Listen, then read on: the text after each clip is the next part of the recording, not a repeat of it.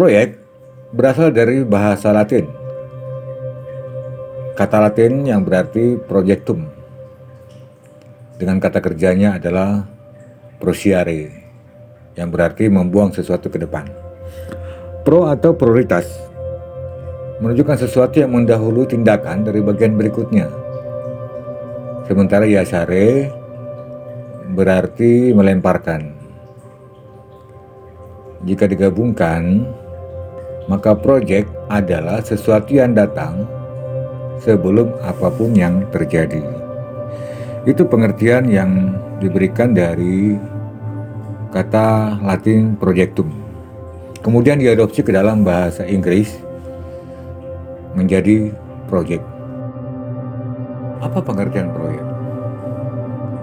Ada beberapa pengertian proyek yang akan saya jelaskan, diantaranya adalah sebagai berikut.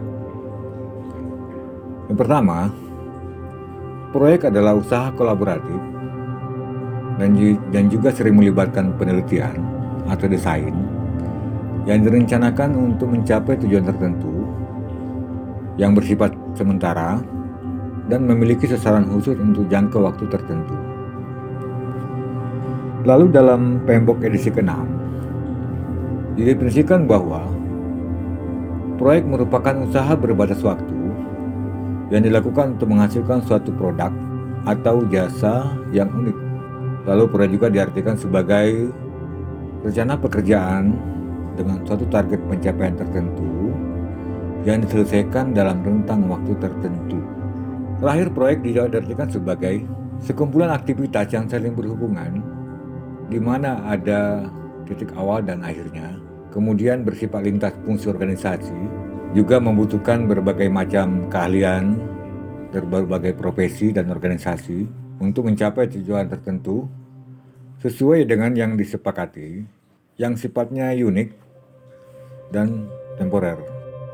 Dari penjelasan di atas tadi dijelaskan bahwa proyek itu memiliki keterbatasan, kemudian sifatnya temporary, yang kedua memiliki ketidakpastian, yang ketiga sifatnya unik, yang keempat ada yang ingin dihasilkan, artinya berupa hasil. Apa itu? Yaitu produk dan atau jasa yang sifatnya unik untuk jangka waktu tertentu, sudah ditentukan dari awal, ada batasannya, dan inilah kenapa dikatakan bahwa proyek itu berbatas waktu, berbatas dana, berbatas resource. Dari beberapa pengertian yang sudah saya sebutkan sebelumnya, dan kita melihat beberapa karakteristiknya, maka dapat disimpulkan proyek adalah usaha terencana yang memiliki keterbatasan waktu, dana, dan sumber daya atau resource. Sifatnya temporer, memiliki ketidakpastian, serta terdiri dari berbagai kompetensi dan keahlian yang memiliki tujuan tertentu untuk menghasilkan produk dan atau jasa yang unik. Ada beberapa alasan kenapa kita harus membuat satu proyek. Yang pertama karena market demand, yaitu karena adanya permintaan pasar. Semakin tinggi permintaan pasar, maka dilihatnya bagi suatu perusahaan itu suatu peluang bisnis, maka dibuatlah suatu proyek yang tentu saja sesuai dengan dana atau anggaran yang tersedia. Kemudian alasan berikutnya karena peluang strategis atau strategis opportunity, atau karena adanya kebutuhan bisnis. Ini biasanya dilakukan oleh satu perusahaan untuk melakukan ekspansi atau meningkatkan jenis bisnisnya, atau mungkin merupakan suatu kebijakan internal perusahaan sehingga dibuatlah satu proyek. Kemudian yang ketiga, alasan lainnya adalah karena dari kebutuhan sosial.